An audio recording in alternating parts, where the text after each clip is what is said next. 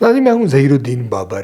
تحریک لبیک پاکستان کو election commission نے clean chit دے دی ہے، اور وہ چٹ دی ہے ریاست مخالف سرگرمیوں میں ملوث نہ ہونے کے لیے۔ یہ کہا گیا ہے الیکشن کمیشن کی جانب سے کہ اس نے وزارت داخلہ کو یہ تحریری طور پر بتایا تھا اور ان سے یہ سوال طلب کیا تھا، اس کا جواب لیا تھا کہ کیا تحریک لبیک پاکستان کسی ریاست مخالف سرگرمیوں میں یا پھر ممنوعہ فنڈنگ کے حوالے سے کسی کیس میں مطلوب ہے یا مشکوک ہے۔ تو الیکشن کمیشن نے کہا کہ وزارت داخلہ نے کہا ہے کہ 15 لاکھ کی جو ٹرانزیکشن ہے وہ مشکوک تھی، مگر وہ تحریک لبیک جیسی جماعت کے لیے 15 لاکھ روپیہ کوئی اہمیت کا حامل نہیں ہے، لہٰذا اس کو کلین چٹ دی جاتی ہے۔ ناظرین، کسی بھی سیاسی جماعت کے لیے ریاست مخالف سرگرمیوں میں ملوث نہ ہونے کا سرٹیفکیٹ دینا یقینی طور پر خوش آئند ہے، اور جب ریاست کے استحکام کی بات کی جاتی ہے تو یہ تاثر ابھرتا ہے کہ دشمن کم بنائے جائیں اور دوست زیادہ بنائے جائیں، یعنی کہ جو سیاسی قوتیں ہیں، جو مذہبی قوتیں ہیں، وہ حکومت اور ریاست پر اعتماد کرے تاکہ جو معاملات ہیں وہ آگے بڑھے اور اس کے نتیجے میں ملکی جو مسائل ہیں، مشکلات ہیں، وہ حل ہوں۔ اب یہ جو سوال ہے کہ تحریک لبیک کا کمپیریزن کیا جائے گا پاکستان تحریک انصاف کے ساتھ، آپ جانتے ہیں کہ جو 9 مئی کے واقعات ہوئے ہیں اور جس طرح سے ان کو لیا گیا ہے اور جس طرح سے پھر ان کی تشہیر کی گئی ہے اور پھر جس طرح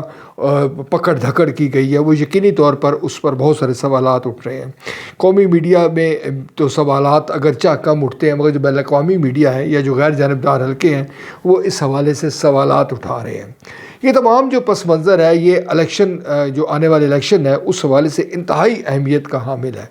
یعنی کہ جو کریڈیبلٹی ہے الیکشن کی، وہ دراصل ابھی انہی باتوں سے واضح ہوگی۔ اگر سابق وزیر اعظم میاں نواز شریف صاحب جس طرح سے آئے ہیں اور عدالتیں انہیں جس طرح ریلیف دے رہی ہیں، ان کا ایک بڑا جلسہ لاہور میں مینار پاکستان میں ہوا ہے،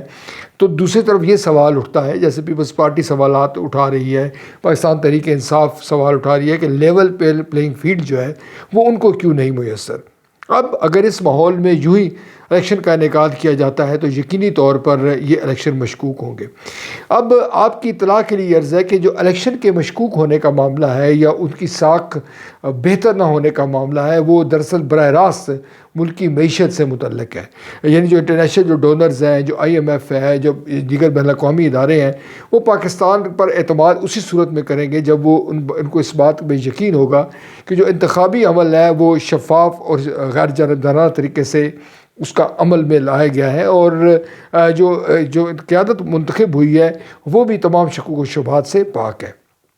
اگر ہم یہ تصور کر لیں کہ آنے والے انتخابات صاف اور شفاف نہیں ہوں گے اور پہلے سے طے شدہ ایجنڈے کے مطابق ہی لوگوں کا انتخاب عمل میں لائے گا اور وزیر اعظم کا اور کابینہ کا پہلے سے تعین کر دیا جائے گا، تو اس کا نتیجہ یہ لامحالہ طور پر یہ سوال اٹھیں گے کہ پھر یہ اس الیکشن کا فائدہ کیا ہوگا، یا اس الیکشن کی جو کریڈیبلٹی ہے وہ کس طرح سے بحال ہوگی۔ یقیناً ہماری جو ملک کی سیاسی جماعتیں ہیں، جو پاکستان پیپلز پارٹی ہے، مسلم لیگ نون ہے، تحریک انصاف ہے، مولانا فضل الرحمان ہے، یا ہمارے جو قومی ادارے ہیں، وہ یقیناً اس صورتحال کو دیکھ رہے ہوں گے۔ اگر اس صورتحال کا توڑ نہ کیا گیا تو یہ بات جیسے میں نے پہلے عرض کیا کہ ہماری مشکلات کو بڑھا دے گا۔ سیاسی عدم استحکام جو ہے وہ براہ راست منسلک ہے معاشی استحکام کے ساتھ۔ جس ملک میں سیاسی استحکام نہیں ہوگا تو آپ معاشی استحکام کی امید بھی نہ کریں۔ جب معاشی استحکام نہیں ہوگا تو اس کے نتیجے میں وہاں کی صنعت ترقی نہیں کرے گی، وہاں کی معیشت کا پہیہ نہیں چلے گا، وہاں کے لوگوں کو روزگار نہیں ملے گا، وہاں امن و امان کی جو صورتحال ہے وہ درست نہیں ہوگی، عالمی سطح پر اس ملک کی جو ساکھ ہے وہ مجروح ہوگی۔ غرض ایک طویل فہرست ہے جو یہاں میں آپ کو گنوانا چاہوں تو وہ میں گنوا سکتا ہوں، مگر جو کہنے کا مقصد یہ ہے کہ ہمیں ماضی کے تجربات سے سیکھنا ہوگا۔ اگر ہم ماضی کے تجربات سے نہیں سیکھیں گے اور بار بار ایک ہی تجربہ کریں گے تو یقیناً اس کے نتائج جو ہے وہ مختلف نہیں آئیں گے، جو یقیناً عام آدمی کے لیے اس کے لیے نقصان دہ ہوگا۔ خواص کا جو طبقہ ہے وہ تو شاید ان مشکلات سے بچ جائے، مگر جو پاکستان کے 24 کروڑ 25 کروڑ جو مستحق جو غریب لوگ ہیں، جو مڈل کلاس کے لوگ ہیں، ان کی مشکلات یقیناً بڑھیں گی۔